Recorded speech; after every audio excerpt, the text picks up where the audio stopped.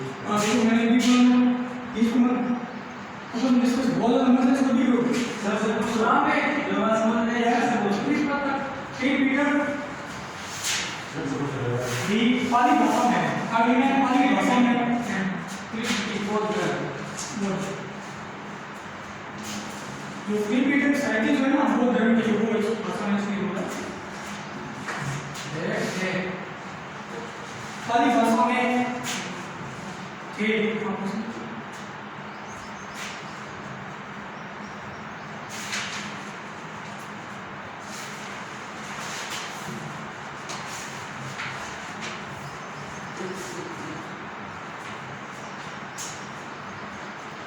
मैं इसको कर्म को समझ लेना कि क्या चीज है। अब देखिए क्या होता है मध्यकालीन कालीन भाषा 500 ईसा पूर्व से 450 के बीच में बना गया है। हाँ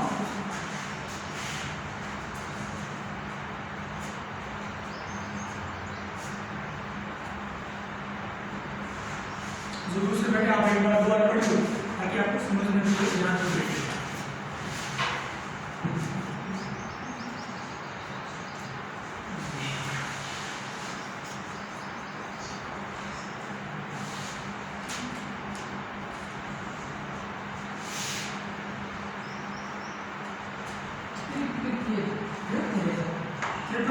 दो धर्म के तीन जो साहित्य हैं मूल धर्म का करते हैं वो सब ये पाली भाषा में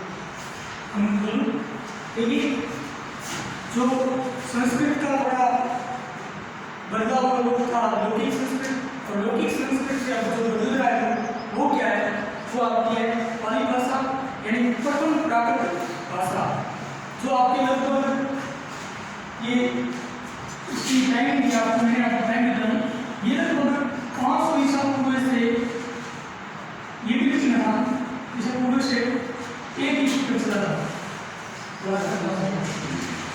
पाली भाषा ये आपको ऐसा नहीं है इसलिए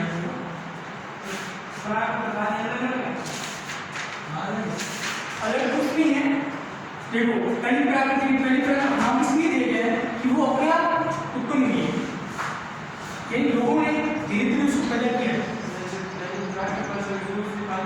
नहीं इसी का नाम है इसी का नाम है इसी का नाम है प्राकृत इस आप ऐसे डालो इसको हटा ही दिया दिमाग नहीं आया पाली भाषा याद है ठीक है। आपसे कोई एग्जाम में ये नहीं पूछा जाएगा कि पहली प्राकृत कौन सी है ऐसा नहीं पूछा कि क्वेश्चन आंसर ऐसे पूछेंगे मौर्य काल की भाषा कौन सी थी पाली अशोक के शिला में किस भाषा में पाली भाषा वो धर्म की साहित्य किसमें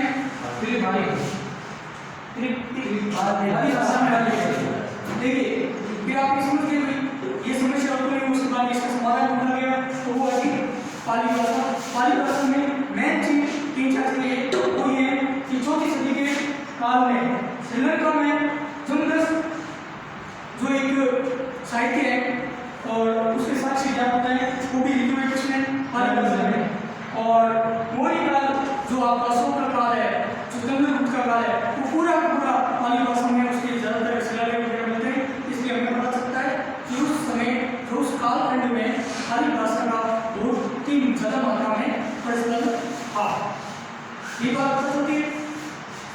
और जो महावीर बुद्ध है उन्होंने बौद्ध धर्म के जितने भी उन्होंने ग्रंथ या साहित्य लिखे वो भी पाली भाषा में लिखे ये 500 ईसा पूर्व से 1 ईस्वी के मध्य का काल है।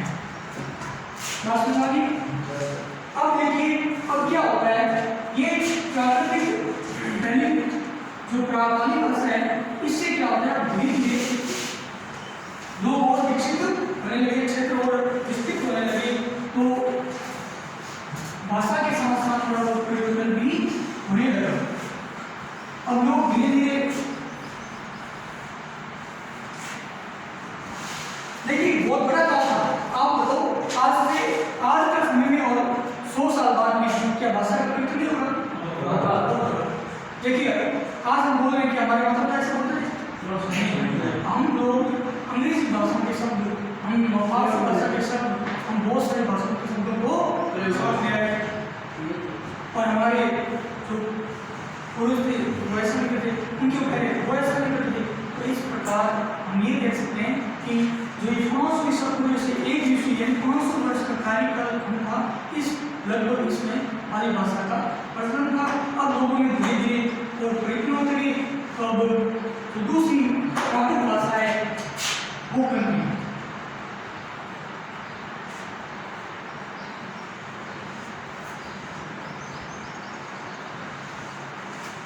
पाली भाषा का ही बढ़ता हुआ रूप है। पाली भाषा कोई है, उसमें थोड़ा थोड़ा चेंज आता गया, ठीक है। प्राकृत भाषा, इसको मुख्यतः आपको यही याद रखना कि जो ये प्राकृत भाषा ना, इस कालखंड में जैन साहित्य का विकास हो जाता है।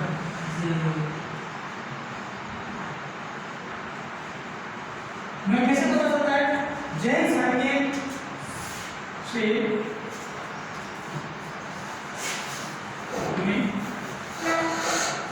क्या होता है कि प्राकृत भाषा उस समय बहुत ज्यादा मात्रा चल रही थी। यानी ये जो कालखंड है वो आपका एक इसी से लगभग आप मान लो 1000 ईस्वी ये प्राकृत भाषा चली थी। यानी पाली भाषा का थोड़ा बढ़ता हुआ रूप, उसमें थोड़ा चेंजिंग आया, थोड़ा परिवर्तन हुआ। अब वो हमें पता कहाँ से चलता है? वो जैन साहित्य जो भी है, 1 ईस्वी से 500 ईस्वी के लगभग ये जैन साहित्य ज़्यादातर लिखे गए, वो सारे साहित्य किस भाषा में? अर्धनामी भाषा में लिखे गए। इससे ये क्या पता है कि उस समय प्राकृत भाषा का बहुत ज़्यादा मात्रा में चल रही थी, प्रचलन था। अब ये प्राकृत भाषा कौन सी है? देखिए पूरा भारत विशेष विशाल है। अब पाली भाषा चलती थी, तो उसके अनुसार धीरे धीरे अलग अलग भाषाएं बनी। कौन कौन सी भाषा है मैं एक बार आपको मान लो पाली भाषा है। अब इसका विस्तार हो रहा है, इसके नए रूप निकले हैं, वो हमें समझना है। पहला मैं आपको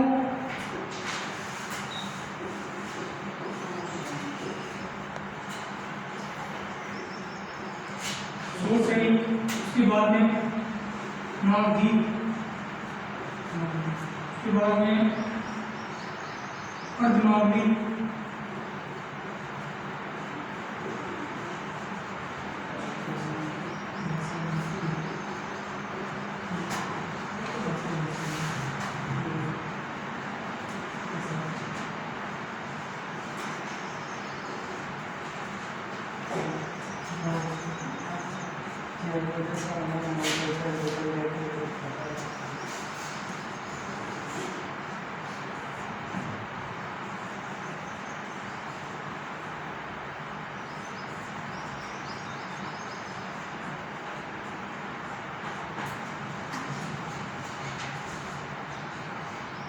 देखिए क्या होता है,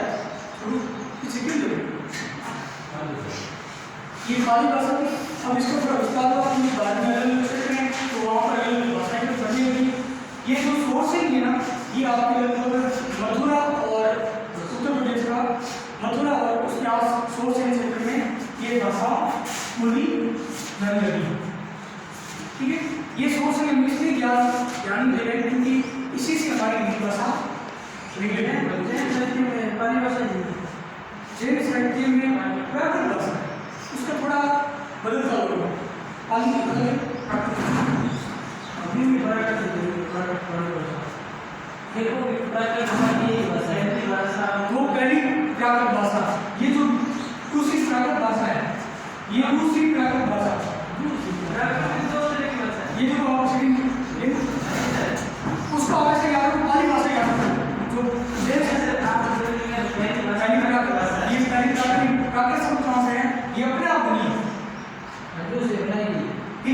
प्राकृत भाषा पाली भाषा, दूसरी प्राकृत भाषा, फिर तीसरी प्राकृत भाषा। ये तो सभी भाषा प्राकृत ही है, अपने आप बन रही है, लेकिन ये कर्म चल रहा है जो पहली बात है जैन साहित्य प्राकृत भाषा है, और वो साहित्य जो है वो पाली भाषा है, उसी भी याद करो पाली भाषा। ठीक है, दूसरी प्राकृत भाषा जो है उसमें जैन साहित्य से पता चला है, और उस काल में सबसे ज़्यादा जैन साहित्य लिखे गए। जैन साहित्य आप जानते हो, ये जो अब जैन समाज होता है, आप देखते होंगे श्वेतांबर दिगंबर सफेद कपड़े पहने हुए ऊपर पट्टी रखते हैं। तो इसमें क्या हुआ, हम सोच रहे कुछ भी जानने में, क्योंकि यहाँ से हमारी भाषा को क्यों होगा, इसलिए हम इस बात को पढ़ रहे हैं। सोर्स यानी ये आपने मथुरा और सोर क्षेत्र का, यानी लगभग आपको उत्तर प्रदेश आता, हरियाणा आता, राजस्थान आता, मध्य प्रदेश तक ऐसे क्षेत्रों में ये सोर्सनी भाषा का प्राप्त हुआ है, यानी वहाँ पर चल रही थी। ठीक है, मतलब फिर मागधी, ये जो आपका मगध साम्राज्य है, मगध साम्राज्य आपको पता ही होगा, अशोक अर्थात यहाँ का जो क्षेत्र है वहाँ पर मध्य प्रदेश था, और वहाँ से इस भाषा को मागधी कहा गया है, यानी कि बिहार के पटना के आसपास का क्षेत्र, वहाँ पर बोली जाने वाली भाषा भी कौन सी है, मागधी। उसके बाद अर्धमागधी, अब ये कहाँ से आपको बोली जा रही है, अर्धमागधी बोली जा रही है बिहार और पटना के आपके पश्चिम की साइड और मथुरा के पूर्व की साइड, ये जो क्षेत्र चल रहा है वहाँ पर क्या भाषा बोली जा रही है, बिहार में यहाँ है और मथुरा यहाँ है, यहाँ बीच की जो क्षेत्र है यहाँ पर बोली जा रही है आपकी अर्धमागधी। ठीक है, और पैसा थी ये कश्मीर के क्षेत्र में बोली जा रही है। ब्राह्मण, ये जो ब्राह्मण भाषा है ये आपके सिंधु प्रांत में बोली जा रही है, सिंधु नदी के आसपास किनारे किनारे बोली जा रही है। और उसके बाद में एक ये पाकिस्तान के लहदा क्षेत्र में बोली जा रही है, और तक अर्थात पंजाब में बोली जा रही है। उस समय महाराष्ट्र की जो भाषा है वो महाराष्ट्र के क्षेत्र में बोली जा रही है, यानी पाकिस्तान में महाराष्ट्र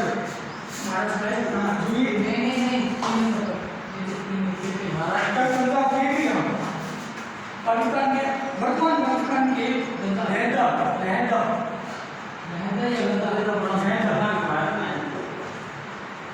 लहदा क्षेत्र है, यानी उस क्षेत्र का नाम है, वहाँ पर ये बोली जाती है। ये सब भाषा अलग अलग जगह चल रही है, तो यही बात भाई आदि भाषा उत्तर प्रदेश में चल रही है, बिहार में चल रही है, महाराष्ट्र में चल रही है, पंजाब में चल रही है, कश्मीर में चल रही है। ऐसी भाषाएं लोग आपस में बातचीत तो करेंगे, यानी इस तरह से उस ये लगभग आपके 1 ईस्वी से 1000 ईस्वी के मध्य का काल है। इस कालखंड में ये भाषाएं चल रही थी। समझ रहे हो? जी संस्कृत, लौकिक संस्कृत, पाली से प्राकृत, दूसरी प्राकृत भाषा, उससे निकली है ये सोर्स यानी मागधी, अर्धमागधी। अब ये देखो, ये जो 3 भाषाएं ना, ये बहुत ज्यादा इंपॉर्टेंट है हमारे लिए। सोर्स यानी मागधी और अर्धमागधी, इन तीनों से हमारी हिंदी का विकास होगा, हिंदी का जन्म होगा। इसलिए यहाँ तक आप समझना गया, ये मध्यकाल के। अब क्या होता है, हाँ तो उतारे जो जिन्होंने उतारे तो शास्त्र देखते हो, पढ़ते हो, थोड़ा बहुत याद भी है। तो जैसे ये टॉपिक खत्म होगा तो उसके बाद में टेस्ट वगैरह देखेंगे।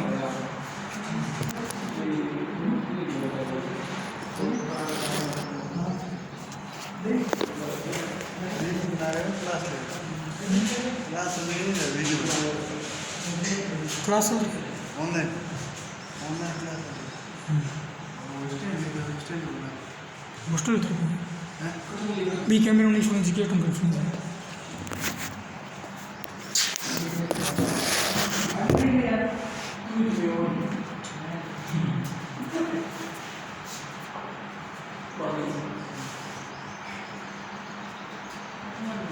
जैसे मान लो आपको पूछ दे कि आप किस भाषा में बोलते हो, आपको बताओ हिंदी भाषा में बोल रहे हो, किस भाषा से मिलकर बनी है और इसका जन्म कहाँ से हुआ है, ये सब बातें हमें याद रख सकती है।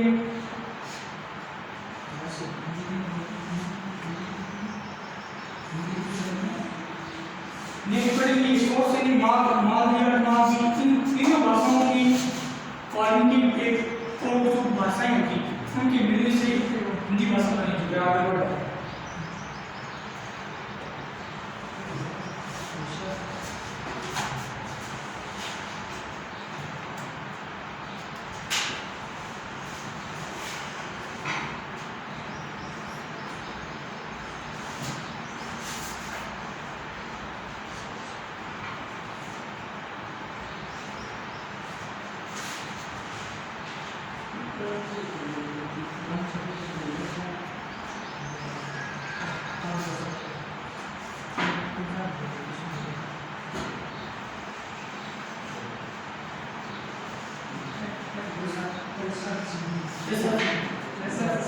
ऐसा कि कश्मीर के क्षेत्र में बोले जाने वाले राजा जो है सिंधु प्रांत में सिंधु नदी के आसपास वर्तमान जो आपका सिंधु नदी है पाकिस्तान निकल रही है, इसके जो उस साइड वाला हिस्सा है वो पाकिस्तान साइड वाला, हाँ उस सेक्टर में बोली जाएगी सिंधु। ऐसे तो सिंधु प्रांत जाना जाता है किसको है, सिंधु नदी किसको है, भारत की तरफ है, इस प्रांत को वैसे जो वर्तमान में क्षेत्र में वैसे दोनों एक क्षेत्र ही है, सिंधु प्रांत के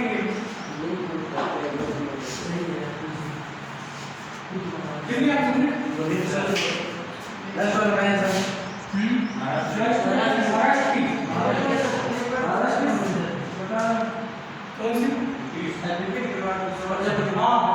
सोर्स है ये आपके मथुरा और जो सोर्स है आलमपुर उत्तर प्रदेश और आलमपुर मध्य प्रदेश के बाद, ठीक है। इसमें यहाँ पर सोर्स नहीं कोई जारी नहीं है, आपके काम भी नहीं है, आप तो दिमाग से उत्तर प्रदेश के कुछ क्षेत्र पर आधा राजस्थान ये क्षेत्र मतलब हरियाणा बहुत सारे क्षेत्र, ठीक है। मालदी ये आपके बिहार, वर्तमान बिहार, पटना, मध्य प्रदेश का जो अशोक के चंद्रगुप्त के काल था पटना, अर्धमालदी ये मथुरा और पटना के बीच का जो क्षेत्र है वहाँ पर बोली जा रही भाषा। फिर कैसा थी ये कश्मीर में बोली जा रही, कश्मीर में बोली जाने वाली भाषा थी, और ये ब्रांचेड है कि आपके सिंध प्रांत में बोली जाने वाली भाषा है, और एक ये पाकिस्तान में लहंगा नामक क्षेत्र में बोली जाने वाली भाषा थी, और तख्त जो है ये पंजाब क्षेत्र में बोली जाने वाली भाषा थी, और महाराष्ट्र में बोली जाने वाली भाषा थी, ठीक है। ये भाषा सब नेपाली भाषा में जोड़ी गई है, भाषा देखो नेपाली से निकली और ये यहाँ से प्राकृत में आती है, अब हम पढ़ रहे हैं प्राकृत, दूसरी प्राकृत यहाँ पर। अब ये आगे पढ़ेंगे ब्रह्म में भी पढ़ेंगे ज़्यादा चाहिए कितनी बनना है।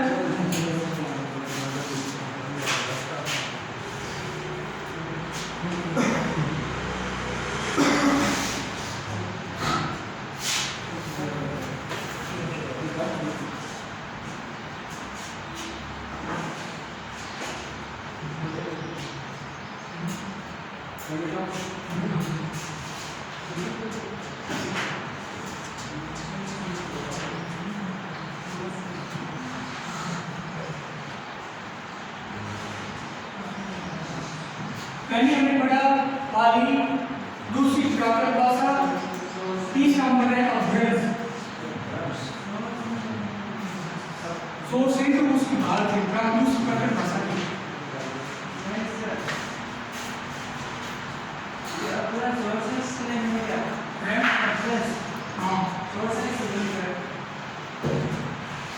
सोर्सेस। हाँ ये सब भाषा जो बनी क्या है, देखो क्या होता है, पाली भाषा एक भाषा थी, सोर्सिंग का भाग है, अभ्रंश सोर्सिंग का भाग है।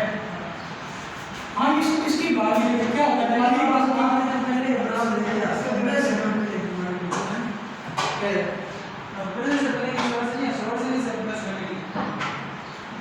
सोर्स देने से अब्रंस बनेगी या हाँ सोर्स देने से अब्रंस बनेगी। बनना क्या है मैं आपको बताऊंगा।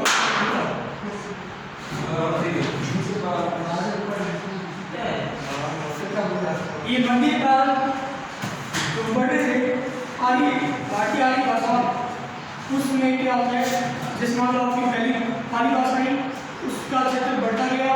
उसके बाद में ये दूसरी प्राकृत भाषा में इतनी सारी भाषाएं हैं 8 भाषा के लगभग है सादा है। अब ये कालखंड और आगे बढ़ता गया तो उस समय कुछ और भाषाएं इन्हीं के साथ उनका अलग रूप होना यही अभ्रंश कहलाएगा। कैसे मध्यकालीन आर्य भाषा लगभग आपने 500 से 1000 ईस्वी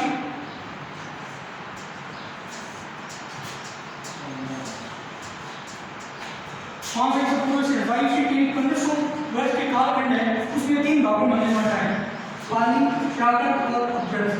ये जो अभ्रंश का कालखंड है ये आपके लगभग प्राकृत शब्द कहाँ से उत्तर मिलेगी हजार अभ्रंश इस 1000 के बाद में ईस्वी के अब तक मान लो ये बदलती जाएगी और बदलती जाएगी। अब ये अभ्रंश है क्या? अभ्रंश का अर्थ क्या है? पद से भ्रष्ट होना।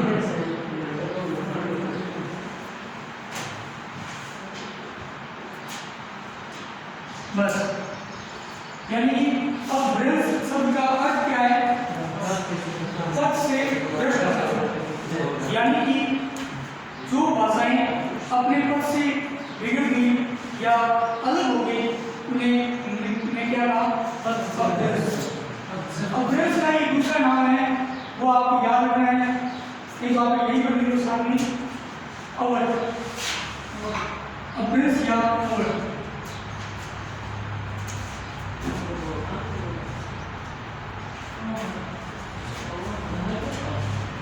अभ्रंश या अवल ठीक है उसमें कोई दिक्कत नहीं।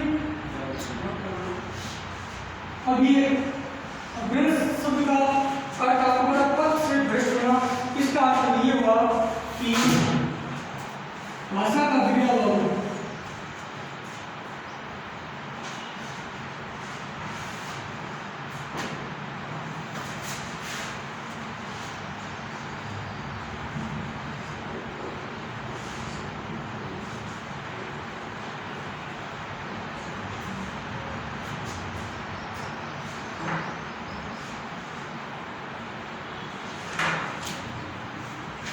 एक बार आप देखिए अब भ्रंश या अवल ये लगभग 1000 ईस्वी से अब तक का कालखंड है। इसमें क्या होता है अभ्रंश शब्द क्यों दिया गया है? क्योंकि जो भाषाएं थी मध्यकाल में प्राकृत जो भाषाएं थी ये सब भाषाएं थी उसमें प्राकृत में पड़ा था। ये सब भाषाएं क्या लगी इसमें और विकास या ऐसे इनका रूप बदलने लगा। इनके क्या होने लगा? रूप बदलने लगा। ये अपने आप में चेंजिंग होने लगी यानी अपने पद से भ्रष्ट हो जाना। लोगों ने इसको कह दिया ये अपने पद से भ्रष्ट हो गई। अब ये भाषा इनके अपने पद से भ्रष्ट होने का मतलब अभ्रंश और भाषा का बिगड़ा हुआ यानी सोर्स इनका अब क्या हो जाएगा? रूप बिगड़ जाएगा। तो उसको हम लिखेंगे सोर्स ये सब देखें ना सोच से क्या हो गई है? अभ्रंश हो गई है। अब ये ऐसी माँ की क्या हो गई है? अभ्रंश हो गई। ये भाषा पहले समझी जैसे रास्ता नहीं है रास्ता में से माँ कुछ सुनते हैं वैसे तो ये कुछ है बना लेकिन इतनी भाषा बांटी हुई है। अब तो इसको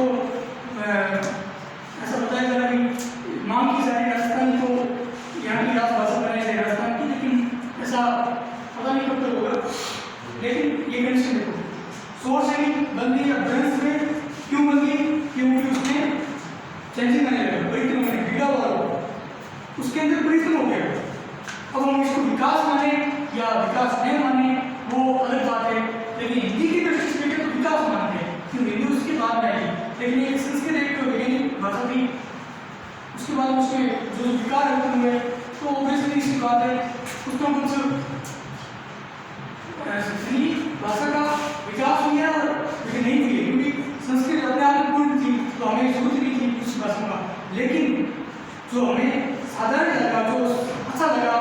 वो एक्सेप्ट करते गए मिश्रण होता गया थोड़ा थोड़ा।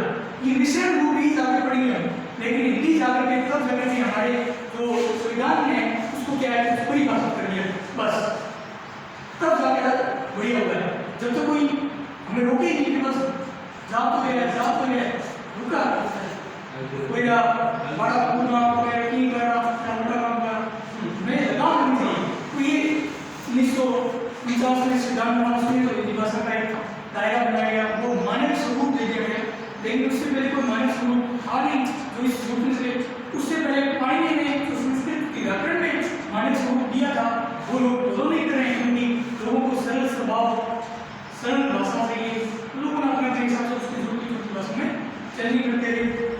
तो उसी का रूप हमने पढ़ा पहले पाली का ये मध्य का जो था उसमें सोच से ये सब आई।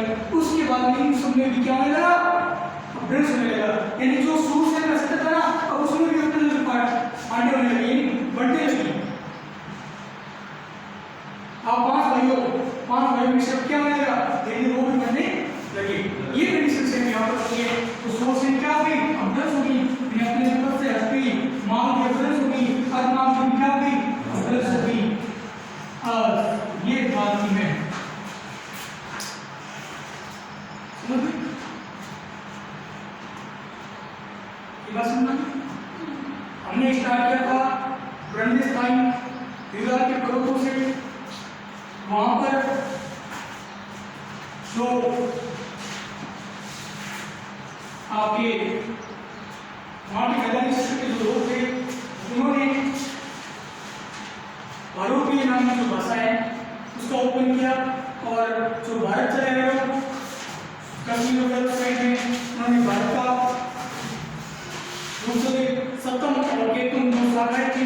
सप्तम साइड हमारे भारत की हो रही, केतुम नाम से जो यूरोप और अरब साइड में चली गई। वहाँ पर अलग यहाँ पर अलग भाषा का विकास हुआ, और वहाँ पर भी अलग भाषाओं का विकास हुआ।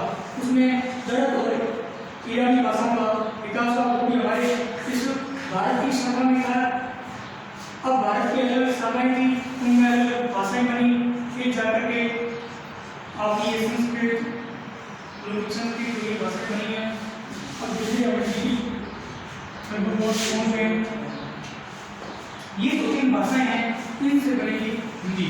ये कालखंड कितना आ गया है, ये हजार लगभग आप मान लो 1100 ईस्वी में ये हिंदी भाषा बन चुकी थी, लेकिन एक निश्चित कालखंड नहीं है, इसलिए हम मानेंगे 1000 ईस्वी से लेकर के 1500 ईस्वी के मध्य काल में हिंदी भाषा का विकास हुआ है। बेटा इसको देखिए अपने से सब के नीचे अपने सब सरकार बैठी है, इन सब में क्या हुआ है विकास नहीं, अब बढ़ने लगी वो। मान लो इस एक के काल में ये भाषा बोली जाने लगी, तो अब इस क्षेत्र के लोग ही अलग भाषा बोलने लगे, यानी उस सब में थोड़ा थोड़ा चेंज आने लगे। अरे एक गाँव में लोग भाषा बोलने लगते हैं, तो ये तो छोटी सी बात नहीं, ये 500 साल 1000 साल का कालखंड था, अब इसमें परिवर्तन हो गई।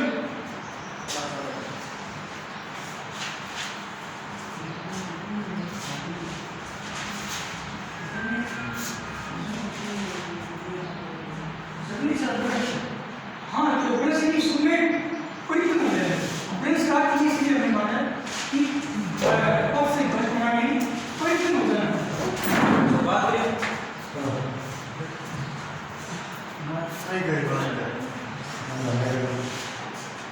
चलो ब्रश का गाड़ी हो रहा है, अब ब्रश और इसका दो नाम है, अब ब्रश या और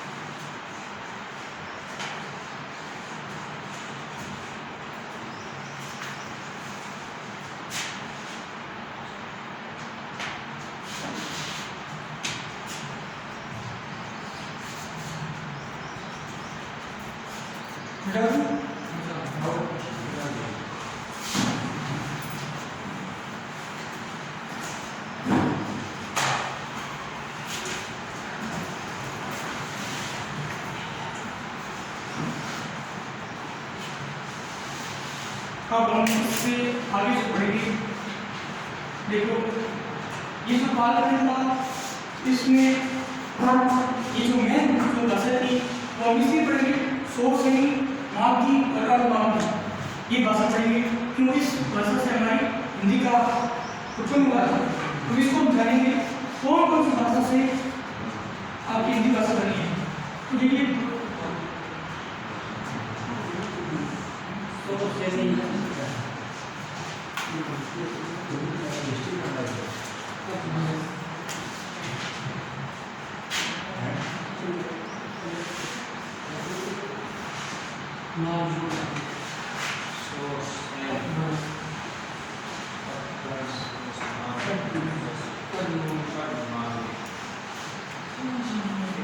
ये तीन भाषा और इन तीनों की कुछ भाषाएं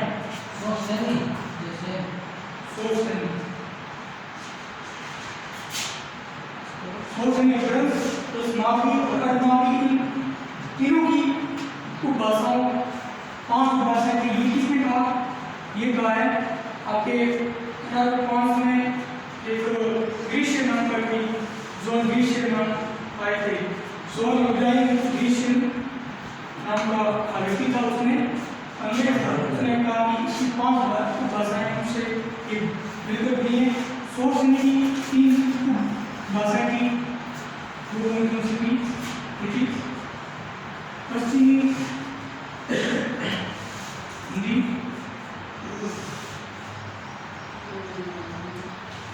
राजस्थानी और पहाड़ी।